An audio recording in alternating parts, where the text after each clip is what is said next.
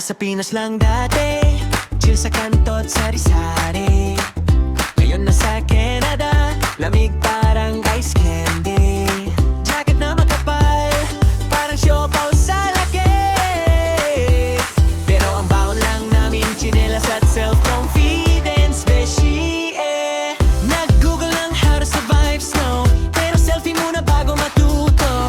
Nadulas sa yelo, ay nako, mukhang penguin na may drama, oh no.